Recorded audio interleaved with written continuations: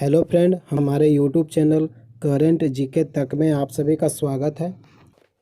अगला प्रश्न है, स्त्री पुरुष का जोड़ा कहलाता है। स्त्री पुरुष का जोड़ा क्या कहलाता है? प्रत्येक प्रश्न के लिए आपको 5 सेकंड का समय मिलेगा। सही आंसर है ऑप्शन सी, दंपति। स्त्री पुरुष का जोड़ा क्या कहलाता है? दंपति। अगला प्रश्न है, इनमें से चोर का पर्यायवाची कौन सा है? इनमें से चोर शब्द का पर्यायवाची शब्द कौन सा है? सही आंसर है ऑप्शन सी, मोषक। अगला प्रश्न है, कान कतरना मुहावरे का अर्थ बताइए। कान कतरना मुहावरे का अर्थ बताइए।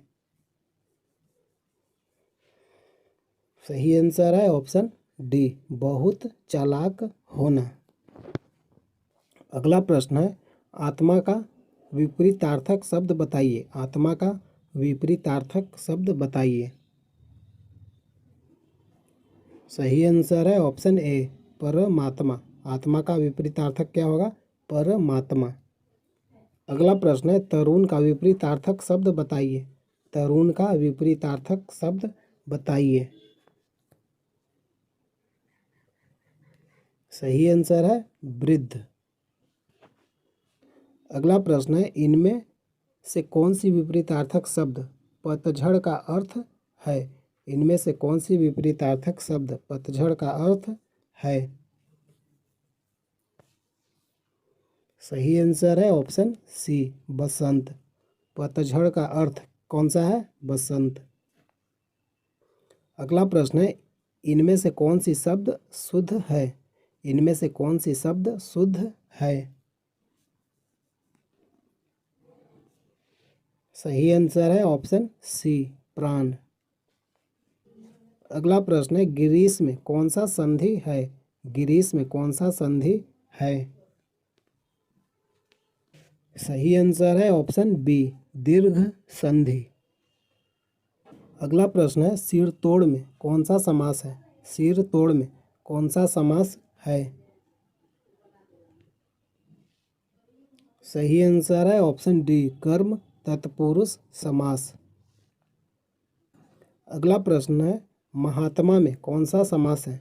महात्मा में कौन सा समास है? सही आंसर है कर्मधारय समास।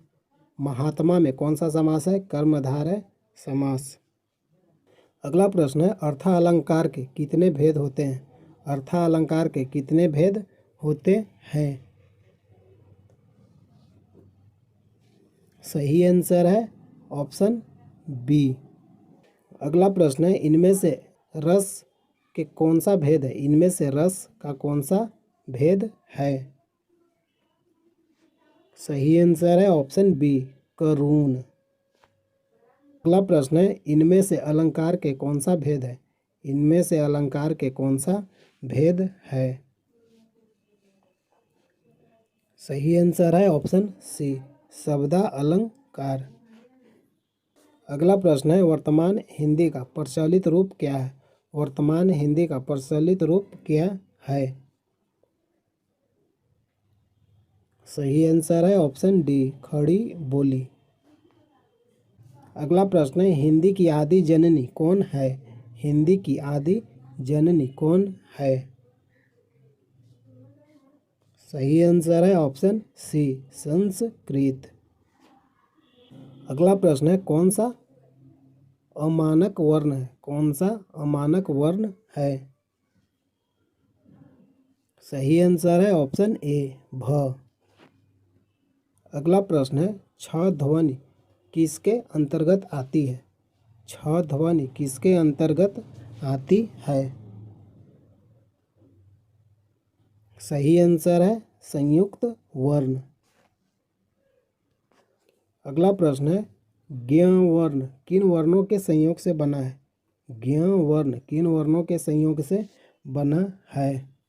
सही आंसर है ऑप्शन ए, ज प्लस ञ बराबर ज्ञ। अगला प्रश्न है, अघोष वर्ण कौन सा है? अघोष वर्ण कौन सा है? सही आंसर है ऑप्शन बी स क्या है? अघोष वर्ण। अगला प्रश्न है, जिन शब्दों के अंत में अ आता है उन्हें क्या कहते हैं? जिन शब्दों के अंत में अ आता है उन्हें क्या कहते हैं? सही आंसर है ऑप्शन बी अकारांत। अगला प्रश्न है, छ वर्ण किसके योग से बना है? छ वर्ण किसके योग से बना है? सही आंसर है ऑप्शन सी क प्लस स। अगला प्रश्न है, निम्नलिखित में कौन स्वर नहीं है? निम्नलिखित में कौन स्वर नहीं है? सही आंसर है ऑप्शन बी इया। इया क्या है? स्वर वर्ण नहीं है। अगला प्रश्न है, निम्नलिखित में कौन सा पश्च स्वर है? निम्नलिखित में कौन सा पश्च स्वर है? सही आंसर है ऑप्शन सी आ क्या है? पश्च स्वर। अगला प्रश्न है, निम्नलिखित में से कौन एक संयुक्त व्यंजन नहीं है? निम्नलिखित में से कौन एक संयुक्त व्यंजन नहीं है? सही आंसर है ऑप्शन ए स। अगला प्रश्न है, य र लव किस वर्ग के व्यंजन है? य र लव किस वर्ग के व्यंजन है? सही आंसर है अंतस्थ वर्ण का। य र लव किस वर्ग का व्यंजन है? अंतस्थ व्यंजन।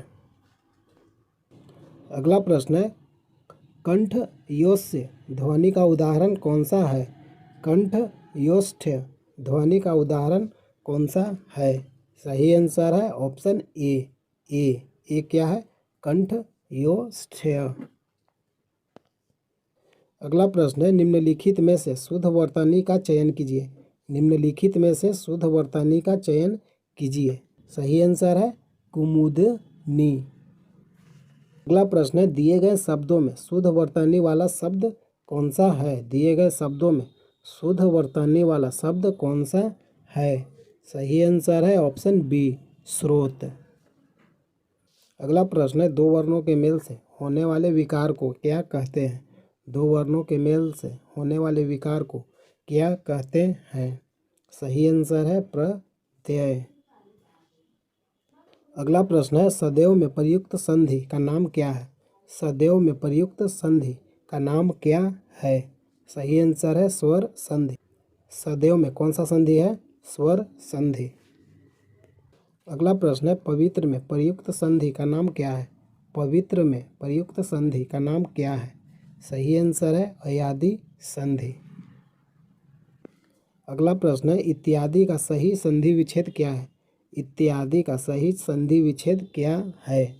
सही आंसर है ऑप्शन सी इति प्लस आदि बराबर इत्यादि। अगला प्रश्न है, निराशा का सही संधि विच्छेद क्या है? निराशा का सही संधि विच्छेद क्या है?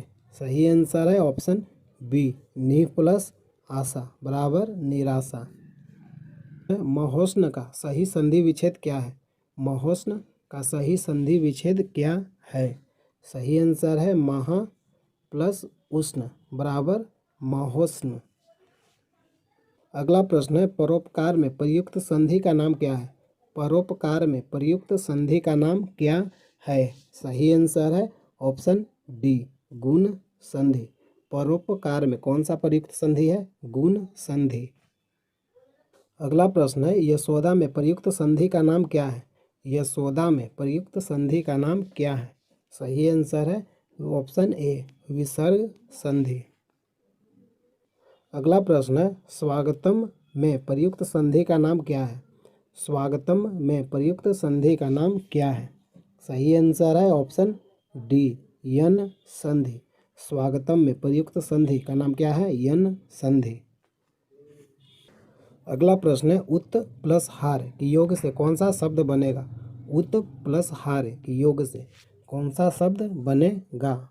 सही आंसर है ऑप्शन सी उद्धार। उत प्लस हार बराबर उद्धार। अगला प्रश्न है, अन्वय का सही संधि विच्छेद क्या है? अन्वय का सही संधि विच्छेद क्या है? सही आंसर है ऑप्शन सी अनु प्लस अय बराबर अन्वय।